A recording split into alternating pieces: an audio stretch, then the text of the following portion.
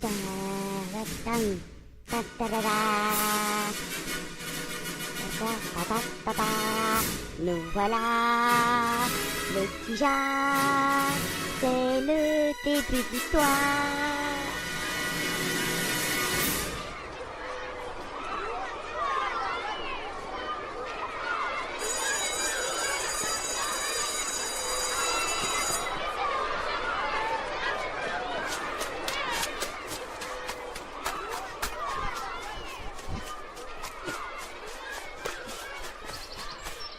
Coucou Bia. Coucou mon Dark.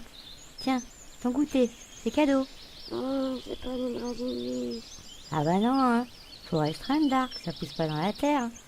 D'accord. Sinon la crèche, c'est bien passé? Ah mais oui, j'ai hâte d'être à demain quand même. Pourquoi? Il y a une mage? Non, c'est les vacances. Wouhou. Hé, Darky, Ouais. on se voit pas tout à l'heure? J'ai des bombes à planter. Ça marche pas, copain. Quoi? Ça sert à rien. Quoi? Bon allez, va le voir au lieu de crier là. Et rentre pas tard, hein. Oui, promis. 19h, le bain, pyjama, à table et après, au lit. Oui, d'accord. Je te lirai une histoire pour t'endormir. Wouhou. D'accord. Poteau Bia. À tout à l'heure. Ouais, copain, alors, t'as chopé quoi? Un carambar, 3 tagadas qui piquent, 2 chamallows, 4 dragibus. Maxi, les dragibus? Non, mais c'est pas grave, on va les planter. On attend qu'ils poussent, on les récolte plus tard, ils seront plus gros, et hop, miam miam. Ah non, ça marche pas, Ria. Ria vient juste de me le dire. Oh, bah on fait quoi alors? Ah, bah on va les mettre au coffre, hein. Ok, tiens. Et les autres déjà plantés? Bah tant pis, copain. Là, on peut plus rien faire, hein. Dark enferma les bonbons dans le coffre des Tijag. Il dit bonne soirée à Ryanis et rentra vite chez Bia, car il avait hâte d'avoir son histoire. Aïe, je suis rentrée. C'est bien mon Dark. Allez, on passe à table. Après, bain et pyjama? Oui, après. Sinon tu vas te ressalir, je le sens bien. Et après mon histoire, hein.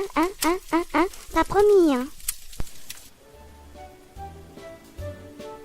Pour ne pas troubler les spectateurs, avec Darky dans son bain, ce petit moment est censuré.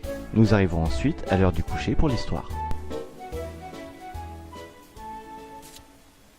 Bon, allez, tu viens d'installer dans ton lit? Oui. La tête, le bib, ta peluche Godzilla. Ouais. Alors pas d'interruption, hein. Mhm. Je sais que cette histoire va te plaire. Cette histoire est une légende.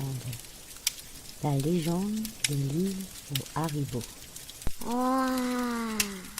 Un jour, en une année que... on ne sait pas, des voyageurs arrivèrent au port de Newport. Dans un bateau, amarré au port, il y avait un jeune garçon, âgé tout au plus d'une vingtaine d'années. Il portait autour du cou une boussole géante, qui n'avait pas vraiment l'air de fonctionner. Il demanda à voir Nord Burke, de toute urgence. Oh, il est dur ce prénom, dis donc. Ouais. Et les villageois lui indiquèrent le chemin. Mais comme le magicien d'Oz n'était qu'un virtuel, bah oui, il me faut un dirigeant, une personne de confiance.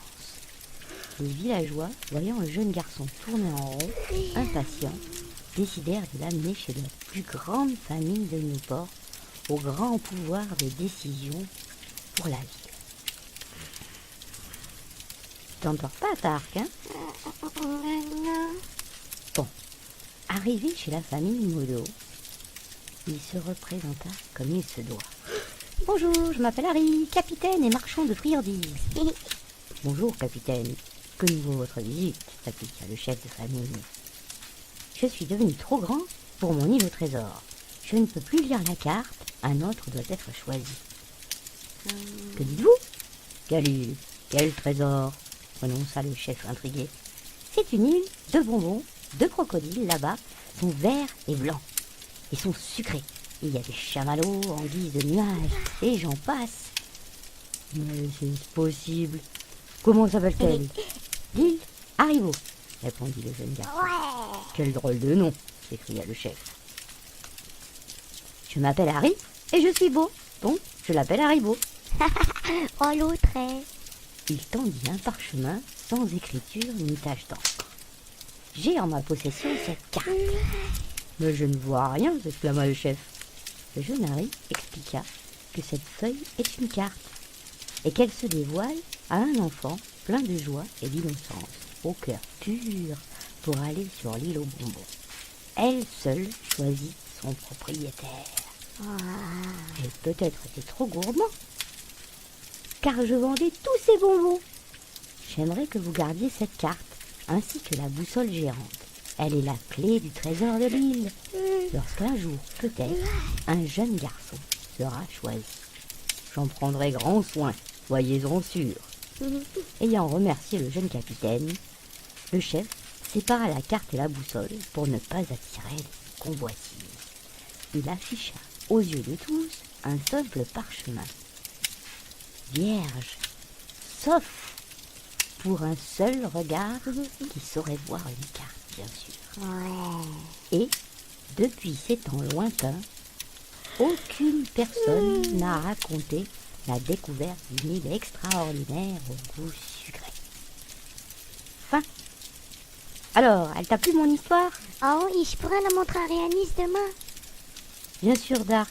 Allez, ferme tes petits yeux et endors-toi. Demain, c'est les vacances. Ya. Oui, je mets la veilleuse. Bonne nuit, à demain. Bonne nuit, Béa Poutou.